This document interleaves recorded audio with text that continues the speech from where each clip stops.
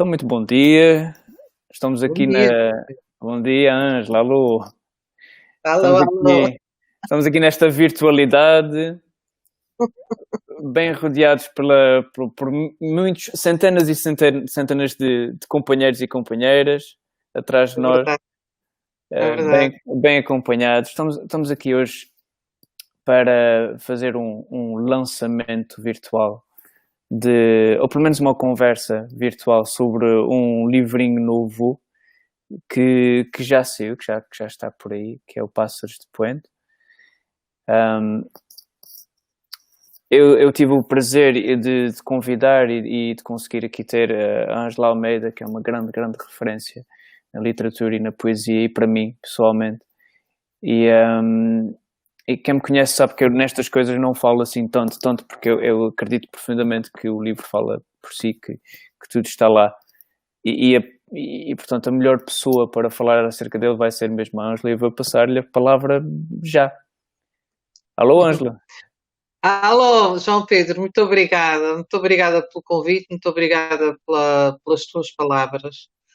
E devo dizer que é com redobrado gosto que aqui estou, porque é sempre muito bom, muito confortante quando encontramos um livro com esta qualidade. Aliás, que advém já da qualidade da tua escrita. Mas não é de forma alguma o teu primeiro livro de poesia, não é um livro de estreia, até porque a poesia não pode ser, a poesia ou é ou não é.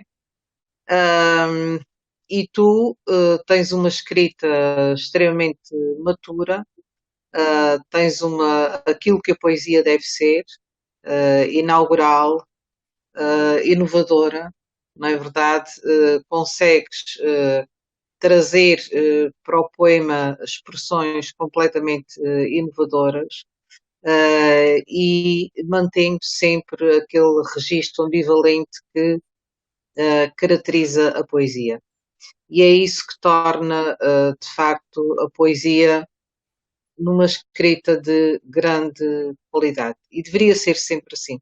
Infelizmente não é, pronto, mas não se trata aqui de publicar um livro, trata-se realmente de uma escrita de elevadíssima qualidade, com um tema muito interessante, um tema recorrente na própria poesia e que nos liga um ao outro através desta nossa cumplicidade, deste nosso amor pelos pássaros enquanto tema, pela temática das asas, a estética das asas e também pelo o sonho onírico do voo. Este teu livro, quanto a mim, é muito rico pela oferta de uma poética da perda que nos é trazida exatamente por esta incapacidade, uh, pela incapacidade do voo. A única possibilidade reside exatamente num tempo passado onde foi possível sonhar com esse voo. E quanto a mim, portanto, começando assim, numa perspectiva genérica, eu penso que estamos aqui numa dialética poética onde, através do sonho onírico do voo, tu falas sobre a condição humana, sobre o ser humano crucificado, agrilhoado, não é, perante a realidade.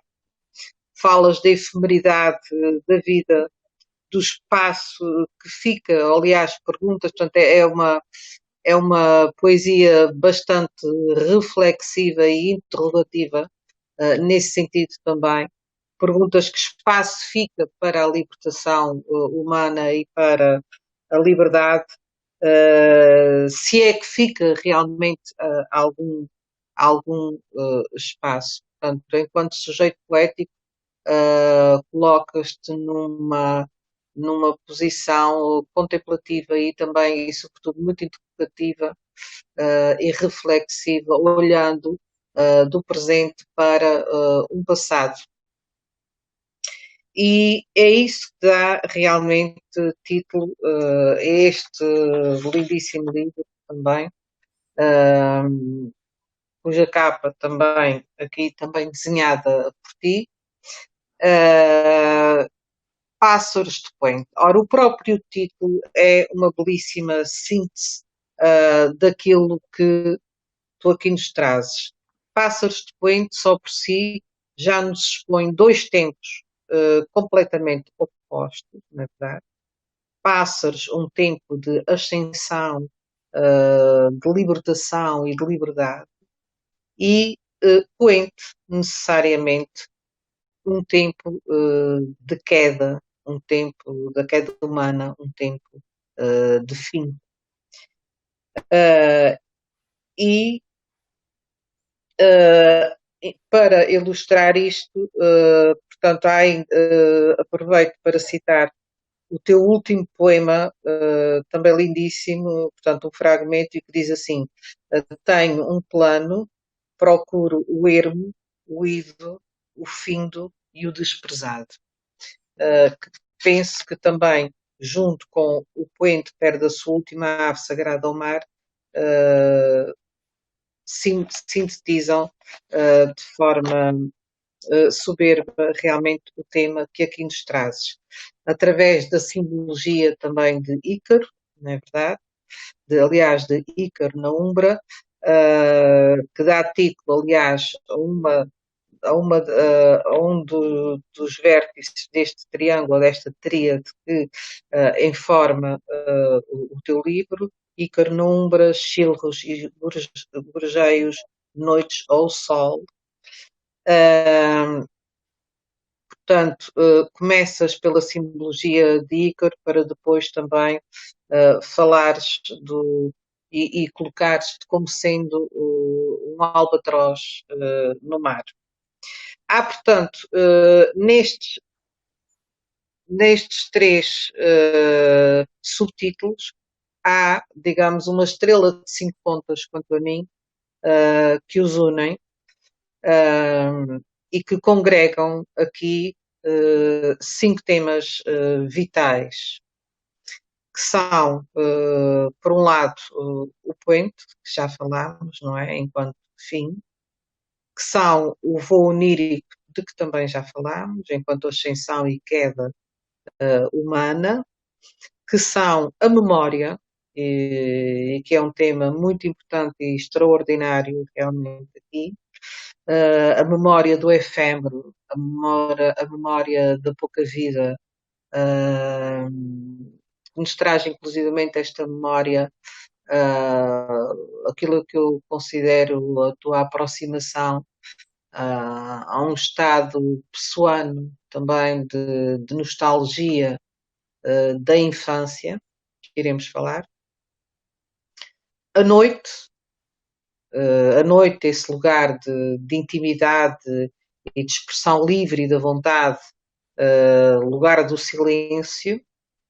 E o mar que é lugar de origem, que é, portanto, o mar que é mãe, que é, digamos, de onde os albatrozes partem, mas é também a mãe que ampara a queda de Ícaro e que, portanto, ampara a queda do sujeito poético, que no próprio texto assume também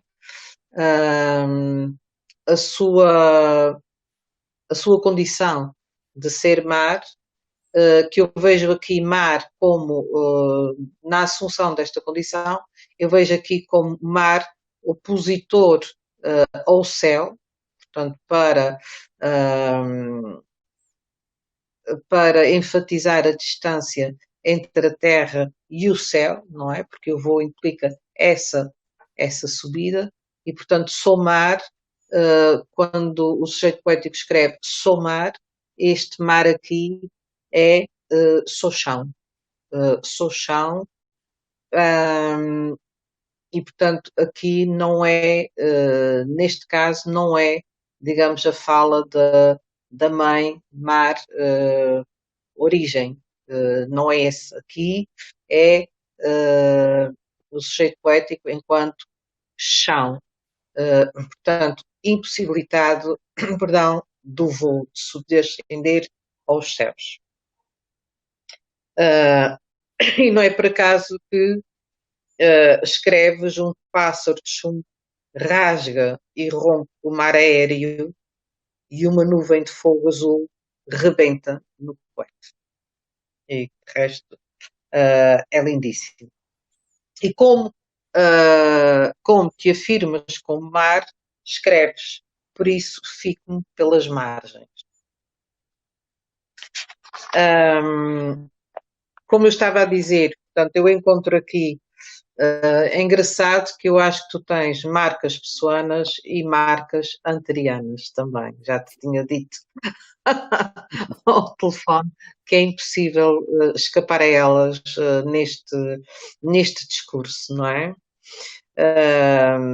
De pessoa, a nostalgia da infância, conforme já falámos, o menino que ali nasceu no quarto, voltado para o jardim, a memória da natureza, a memória da mãe, a memória da casa, via-se da qual se via o mundo nas faias e no assobio das espadanas. Portanto, toda esta nostalgia é muito própria de Álvaro de Campos também. Portanto, encontro-te muito aqui. Também uma marca pessoana, porque tu trazes a mesma náusea e o mesmo desassossego que o Pessoa, não é? Aliás, tu exprimes a vida como sendo banal. Falas do tédio da vida e da banalidade e do desassossego. E são vocábulos recorrentes naquilo que tu escreves. Portanto, eu acho que há aqui uma marca muito notória pessoana. E até Ricardo Reis, porque a tua poesia, como tu próprio sabes, é uma poesia que pensa, não é? É uma poesia que está. Aliás, poesia é filosofia, não é? Portanto. E aliás E falávamos falávamos. de quanto é que a filosofia consegue ser poesia também no Bachelard Exatamente, e em muitos exatamente, outros, não é? exatamente. O Bachelard, exatamente, exatamente. Portanto, todas as interrogações que tu aqui deixas são absoluta poesia, não é? E o Bachelard é, de facto, um pano de fundo aqui muito importante no tema central, que é exatamente a ascensão e a queda humana trazida pelo voo onírico. Isso é extraordinariamente importante. Depois também te encontro muito no Antero, por esta sensação de ter que suportar os dias, suportar, não é? E por um certo apelo poético do findo e até da morte. Há um poema aqui que é, digamos, revelador desta marca antriana, que é Sepulcro. E cito aqui 3 versos que me parecem muito importantes, que é: junto ao murmúrio do mar, corto e rasgo a pele e a alma, e sepulto-as na maré alta. Este sobretudo, mas tens aqui outro também, com a mesma invocação da morte, quando escreves: morro provando os teus lírios, jazigo aberto de mim. Se bem que a morte aqui tem um outro significado, não é? E até uma outra simbologia. A Mais morte aqui, mais erótica quase também. exatamente, é uma morte, exatamente, é muito mais erótica, é um símbolo do prazer máximo, não é? Portanto, é completamente diferente. É mais uma petit mort, Exatamente, uma dizia. petit moment. É exatamente isso. Muito bem, muito bem. Depois é muito interessante porque também falámos disso, sendo o tempo, não é? O tema central em ti, não é? Ao qual tudo converge e do qual tudo emana, não é verdade? É nós. Uh, e É, em nós também, é nós. exatamente, em mim também, em mim também. Portanto, há esta oposição passado-presente, sendo que tu te situas naturalmente no presente, olhando para o passado, presente lugar do fim, naturalmente, e onde tu questionas, portanto, colocas todas essas questões, o que é que fica depois da queda? Fica, então, para ti, o que é que fica? Fica, de acordo com Pássaros do Coentro, fica a amputação da realidade, fica essa memória nostálgica, fica o ocaso, a noite, fica o sangue, a ferida, fica a saudade, fica a morte, fica o espaço reflexivo do silêncio, da alquimia, do desassossego, da eterna promessa de voar, da eterna vontade de voar, da consciência poética de ser o mar que segura a queda. Depois, há ainda, digamos, outras visitas a autores também que eu penso que poderão ser aqui referidas como muito interessantes. É muito provável que os tenhas lido também, tem uma poética de voo também muito interessante, como é o caso do Shelley, do Blake. Hum? Sim, sim, sim, sim. É aquela geração do Stormendrang, dos românticos, do Shelley, do Não, mas Byron. é isso, eu estou no terreno dos brancos. É que tu és um romântico. E outro dia, por acaso, falávamos os dois do surrealismo do surrealismo, é que falamos. Uhum.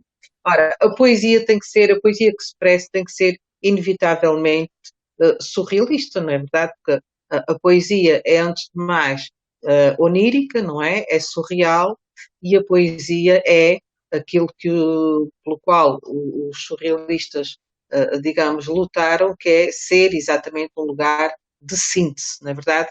Um lugar de fusão dos contrários, não é? Pronto. Isto por um lado. Por outro lado, também, os surrealistas defendiam exatamente a anamorfose, não é? Uhum. Portanto, nunca mostrar uma rosa como ela realmente é. A rosa vê-se de perfil, não é? Pronto. Sim, E, sim, sim. portanto, exatamente, não é? Portanto, a palavra na poesia apresenta-se de perfil. E, portanto, qualquer poesia que se preze de o ser tem que ser anamorfótica, não é verdade? Uhum. Pronto. E isso é a tua poesia. Bem-haja por isso. Agora, qualquer poesia que se expresse tem que ser. Agora, aquilo que tu és, de facto, na tua essência, para além disto, és um poeta completamente romântico, não é? No sentido mais puro da palavra romântico e naquilo que os românticos, digamos, almejavam, não é? A libertação humana, a libertação humana. E depois a liberdade, a libertação humana, não é verdade? O apelo incontido quase do eu, não é verdade?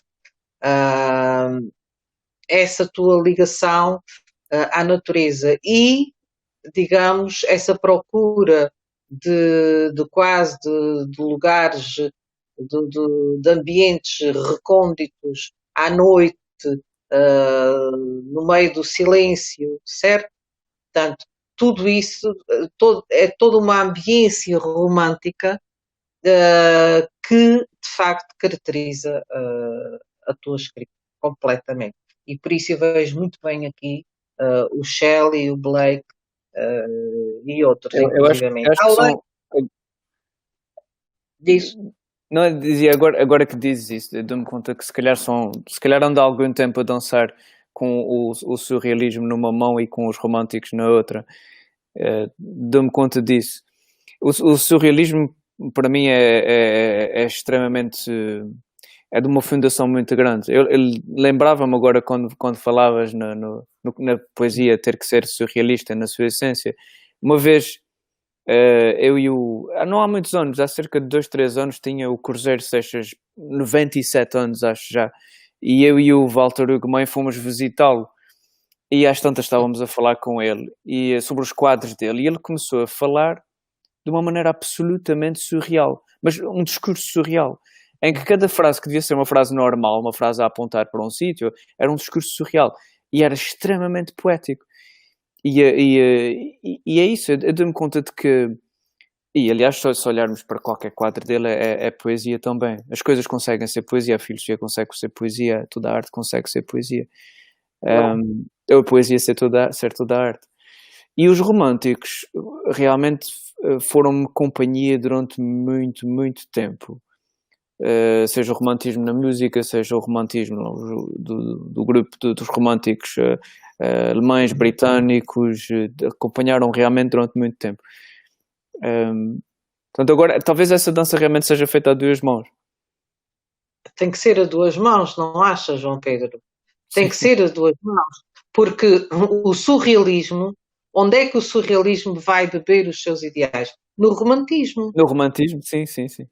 É exatamente no romantismo E o que o melhor surrealismo vai beber. E o melhor surrealismo é Sim, aquele sim. surrealismo lírico. Completamente, exatamente. Exatamente, é o surrealismo lírico, exatamente. Portanto, não é possível, creio eu, libertares uma mão e ficares com outra, não é? Não, eu Portanto, creio que não. Alguém vai cair na dança, portanto, creio que não. exatamente. Não há qualquer interesse nisso, não é verdade? Não há qualquer interesse.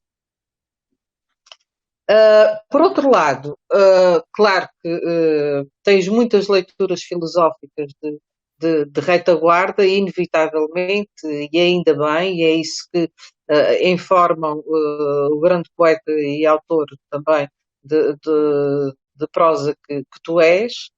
E aqui, inclusivamente, também voltando um pouco, ou tornando um pouco mais próximo do nosso tempo, estas leituras, eu passou-me assim a ler e reler o teu livro, lembrei-me imenso, inevitavelmente do mito de Sísifo de Camus, não é? Que eu acho que tem muito a ver com o teu livro, O Próprio Estrangeiro, o Kafka, não é verdade? A própria metamorfose do Kafka, toda a simbologia da metamorfose, na verdade, está aqui de outra forma, não é? Mas não só, podemos também lembrar aqui o próprio Lipovetsky, para lembrar autores mais próximos do nosso tempo, e até o próprio Byung-Chul Han com a Sociedade do Cansaço, o César Pavese, com o Ofício de Viver. Portanto, há muitos autores com os quais eu creio que a tua poética se cruza e cruza muito bem, não é verdade? E é de facto nesse cruzamento também que se pode encontrar uma poesia que se preza de o ser como a tua. É muito interessante porque, apesar deste discurso de fim, há, digamos, uma nota de esperança vital no teu livro e há dois versos, digamos, que informam essa nota de esperança. E o voo dos pássaros será sempre, será a minha única inveja. Portanto, eu acho que este livro cumpre aquilo que é de facto, como eu tinha dito, uma poesia inaugural, genesíaca, uma poesia inovadora, e isso é fundamental no discurso poético, porque já se falou de tudo, outro dia também falávamos disso, já se falou de todos os temas, de todas as maneiras, e portanto o que é importante é continuar a trazer os temas à poesia, mas com a consciência, digamos, de que estamos perante uma estética. Portanto, têm que ser trazidos de uma forma inovadora, têm que ser trazidos num contexto do belo, de uma forma, digamos, anamorfótica, não é verdade?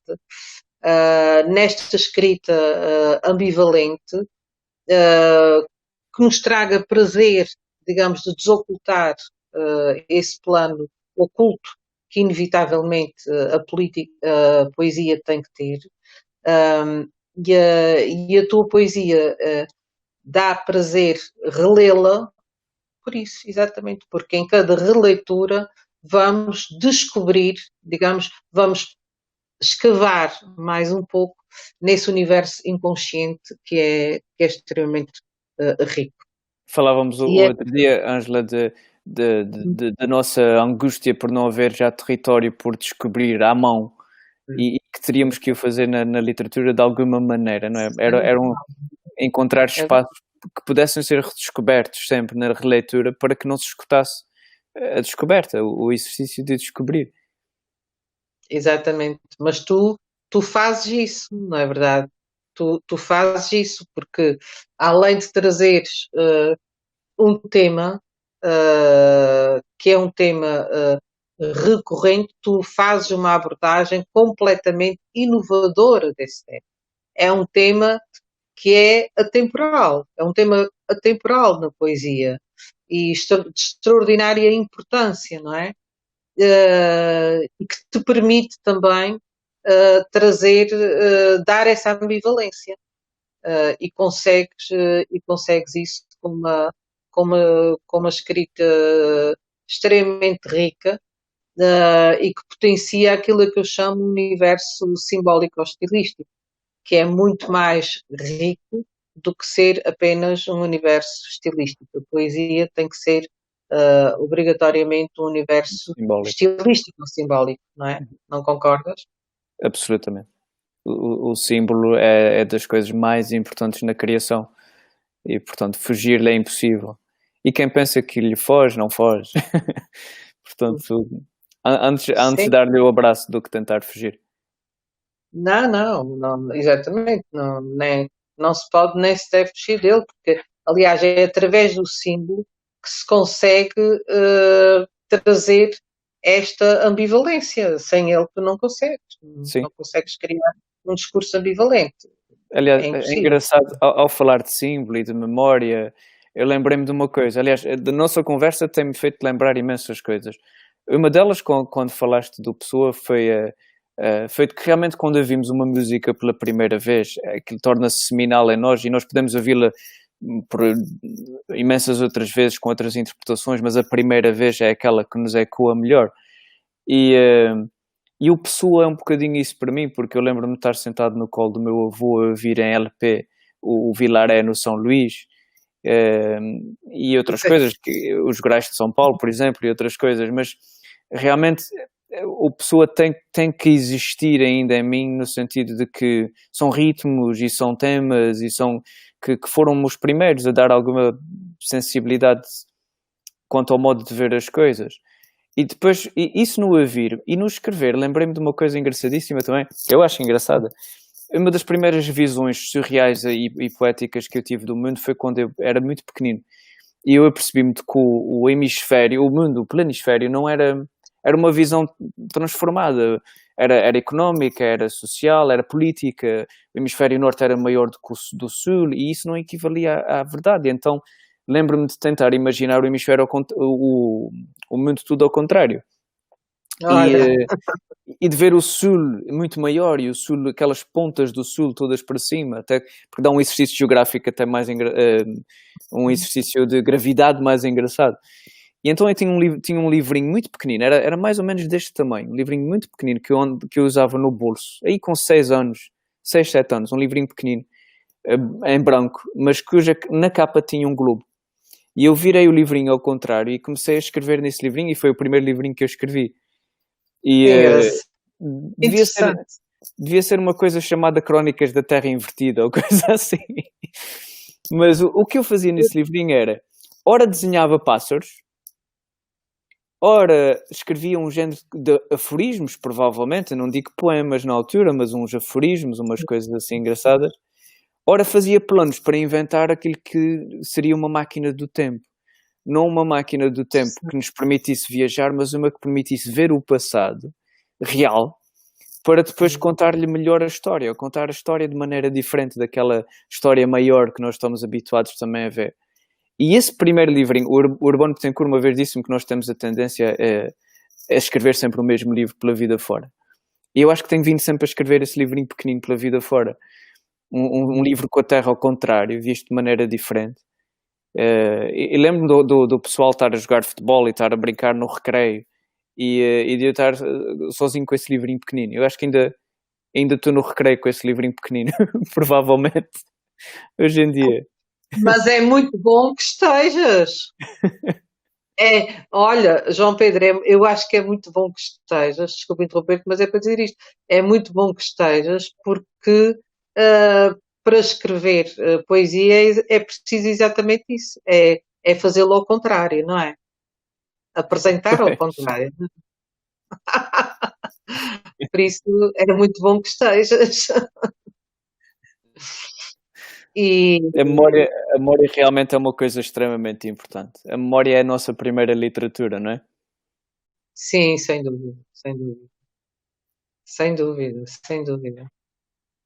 É extraordinariamente importante. Sem ela, exatamente, é a nossa primeira literatura. E já a memória em si já é muito bonito e tu poderás desenvolver isso melhor do que eu, porque és psicólogo.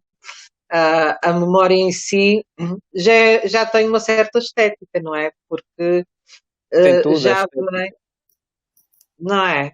Porque é já quase. vem, diz. É algo que é visto do externo, mas que nos habita, portanto é interno. E qualquer coisa que está interna é digerida. Seja qualquer parte do corpo que receba qualquer coisa, digere essa coisa. E nós passamos a nossa vida toda a digerir a infância. É uma digestão lenta. Às vezes dá paragens de digestão também. Uhum. Por isso, mas é de uma digestão muito lenta. E nós às vezes fazemos tomamos quase um compensão para essa digestão que é a literatura, nós que escrevemos, porque temos que a pôr em qualquer sítio, temos que a colocar na página, temos que a desenhar. Eu não sei qual foi a minha tendência para os pássaros, mas é muito antiga. Mesmo no desenho eu acho que é a mais antiga. Desenhar pássaros, acho que nós temos esta referência em comum. Aliás, tens um livro fabuloso de poesia chamado A Caligrafia dos Pássaros, que é lindíssimo. E foi a minha única pausa no considerar o título para este, foi dizer, bem, se calhar... Ai, não, ainda bem que não, não. É completamente diferente, estás a ver? Sim. Mas o gostar dos pássaros tem muitas facetas, não só o voo, mas a sua graça, a sua beleza, o facto de serem pela maior parte criaturas quase benevolentes, não é? De serem criaturas que nós olhar para, que constantemente desafiam os elementos, desafiam mais ainda do que nós desafiamos, ou tanto quanto nós. São criaturas desafiadoras, com uma benevolência desafiadora, e eu acho isso extraordinário. É verdade, é lindo, e a própria errância dos pássaros, não é? Sim. A própria errância deles diz muito também da própria condição humana. Se olharmos à história da humanidade, a errância dos pássaros também, acho que também diz bastante, não é? Diz muitíssimo. Realmente temos uma afinidade com eles, nem que seja porque acabam simbolizando um sonho. Eu acho que a questão do onírico também acaba tocando isto. É um sonho lúcido também. O de ter aquela graça de poder voar. Acho que são criaturas poéticas, por natureza. Completamente. O canto deles, por exemplo, o canto dos também, pássaros, sim. É poesia cristalina, não é? Completamente. E da qual nós temos muita necessidade. Aliás, nestes tempos de confinamento é engraçado porque uma das coisas mais recorrentes nas pessoas com quem eu tenho falado é a necessidade, mais do que ver o mar, mais do que sair e respirar, mais do que tudo, é ouvir os pássaros. E tenho Sim. falado com pessoas que têm feito por se aproximar dos pássaros, colocando nas varandas, por exemplo, cereais, alpista, coisas assim desse género, para chamar os pássaros para poderem sentir-se livres dos espaços em que estão Exatamente. confinados. É uma coisa de que ninguém anda a falar, mas é verdade. Imensas Não, pessoas, isso é muito interessante. imensas pessoas, sem combinar, sem falar umas com as outras, estão a ter essa tendência a colocar nas suas varandas, nos seus jardins, modos de chamar pelos pássaros para se sentirem mais livres. Eu acho isso extraordinário e novo. É mesmo extraordinário. Eu, por acaso, não coloco que eu ouço os pássaros aqui, acordo de manhã com pássaros e ouço-os com muita facilidade. Mas é claro que se a pessoa vai para o campo, então aí, não é? Sim. Aí estamos em plena comunhão com eles e com o canto deles, e é de facto maravilhoso. É maravilhoso. Não há como lhes fugir. Quer dizer, eu não sou ornitólogo, eu não sou perito nem nada disso. Uh, Sincero. Agora, o outro dia chamaram-me a atenção para isto. Eu creio que em todos os meus livros há pássaros. E eu não sabia. E eu não fazia parte de um inconsciente ativo em mim, porque eu não fazia ideia. Eu sei que no segundo minuto uma das personagens é um melro negro, ou pelo menos o velho acha que aquele melro negro é a sua mulher e vai falando com ele à medida que sobe a montanha. Eu sei que na Porta Azul para Macau lá estão os corvos de São Vicente e toda a personagem é equivalente a um pássaro. Sei que na Brecha o navio Arcádia não tem velas, é movido por corvos.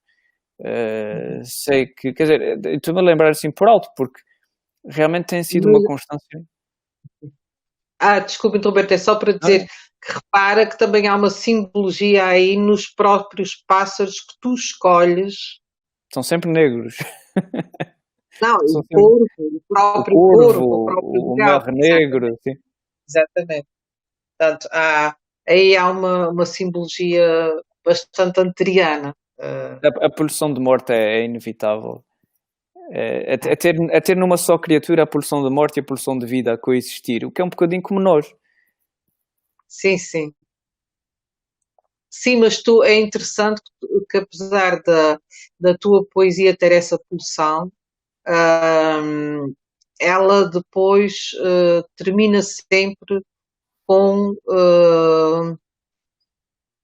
com um hino à vida, percebes? Termina sempre. E foi isso que eu li. Eu creio E, que eu creio que é a nossa própria vida e a aproximação à morte e a consciência, pelo menos a consciência dela. O facto de nós não a conseguirmos denegar por completo é que nos faz apreciar a vida. E o efêmero faz-me lembrar aquela conversa que o Freud tinha com um bom amigo, à medida que caminhavam junto ao rio, e o amigo disse: já viste esta beleza toda? Que horror! Porque vai desaparecer, vai tudo morrer, estas pessoas que estão a passar vão morrer, vai tudo desaparecer. E o Freud disse-lhe: então, mas é precisamente por isso que é belo. Que é mas um é mesmo bom discurso a respeito do efêmero. falaste aí de um aspecto extremamente importante e interessante, é que de facto é essa consciência, não é? De finitude que nos faz apreciar o belo e a própria Sem vida, não dúvida. é? Também acho que sim, sem dúvida, sem dúvida. Olha, João Pedro, queres falar de mais alguma coisa sobre. Estás a escrever neste momento, continuas a escrever poesia, não? Sim, eu sempre escrevi poesia, desde muito, muito pequenino, mesmo às vezes sem saber que aquilo era poesia. E eu só compilei alguns, os sobreviventes, não é? Neste livro, porque achei que não iria conseguir fugir para sempre a isso. Porque eu acho que preciso de escrever poesia constantemente para depois conseguir escrever uma narrativa, uma prosa diferente. Eu antigamente costumava dizer que mentia na prosa e dizia a verdade na poesia. E, Sim. E continuo a escrever. Não sei desta que escrevo agora o que é que será, o que é que sobreviverá dela, não faço ideia. Agora volto um bocadinho às narrativas maiores, tento eu. Estou, no entanto, a escrever. É engraçado, a primeira vez que digo isto, eu estava agora a dizer que não estava a escrever tanta poesia, mas afinal estou a escrever um género de poema dramático, Isso é lindíssimo. um género Uhum, de Manfred, de Manfredo, do Byron, uhum. a tentar meter-me por aí, a brincar com isso. A última vez que fiz isso tinha 15 anos e escrevi em inglês. Muito grande, uma coisa passada numa pseudo Escócia, talvez, não faço ideia. Tinha 15 anos, mas não me lembro dele. Ele andará por aí, prestes pronto a ser destruído. Mas agora volto a outras coisas. Este Pássaros de Poente faz parte de uma tríade, de uma coleção que começou com Contos Bizarros, que, Uhum. que também é bilingue, e eles vão acabar, esta tríade vai acabar com um romance apenas em português, chamado Alienação, e que está pronto. E estamos só à espera de uma data para o fazer sair, mas ele está pronto, Que ele interessante. existe. Ele existe. É, E depois veremos, porque isto é um exercício contínuo. Isto é como respirar, não é, é Ângela? como respirar. É mesmo como respirar. Exatamente. É mesmo como respirar. Eu quero fazer uns agradecimentos aos quais eu não quero de tudo fugir mesmo. Um, eu tenho muitas referências na área da poesia, que são nossos amigos. Aliás, uma das minhas grandes referências és tu, obviamente. Um, Obrigada. depois tenho pessoas que me acompanharam ao longo da vida e que foram os meus amigos, e que felizmente eram poetas. Eu não os vou listar a todos, não gosto de listas, mas o meu primo Eduardo Betancourt Pinto, o Urbano Betancourt, o Fernando Martim É um grande Guimarães, poeta. são todos extraordinários, e eu estou à sombra maior deles todos. E Não está. Não está. quero Não agradecer, está. mas tenho mesmo que agradecer, porque foram moldando sensibilidades, foram moldando modos de ver o mundo e, portanto, o meu modo de viver também. Depois enfim, os outros, aqueles que estão aqui à minha volta, nem vou falar deles, porque senão seria estar a dizer todas as lombadas que aqui estão atrás, e não consigo. Quero agradecer à Leonor Sampaio, porque ela tirou tempo para ler este livrinho quando o tempo era complicado, e para escrever uma Um reação muito texto bonita lindíssimo. que Um está aqui texto lindíssimo. na parte de trás. E quero agradecer Desculpa dizer, com a qualidade que é apanágio da Leonor Sampaio, não é? sem dúvida, sem dúvida. E ter leituras como estas deste livro, e ter a tua leitura como foi deste livro, foi-me extremamente importante, Ângela, porque é Obrigada. encontrarmos-nos em alguém. O que também é uma das coisas principais na literatura, é que ela faz pontes. Não é? É É, tão bom. é muito, muito bom. É combater a verdadeira solidão, a solidão maior. Sim, Um, sim, sem e dúvida. eu tenho a agradecer-te mesmo, mesmo, mesmo muito por isso. E Eu é agradecer que também. agradeço. E Eu é que agradecer agradeço também. pela confiança, não, e pelo prazer e pela oportunidade de partilharmos este chão poético que é tão bom. Consola. Temos que o partilhar mais. Fala mesmo, é Eh, verdade. Tenho que agradecer ao Ernesto Resendes, ao nosso editor, porque ele permite-me fazer estas coisas, estas aventuras, estas excentricidades, incondicionalmente, acreditando como sempre acreditou em mim. Já vão alguns anos nisto, e aqui fica o meu braço muito, muito forte a ele também. Sim, sim, e um grande abraço ao Sr. Ernesto Rezende e à Letras Lavadas, e parabéns.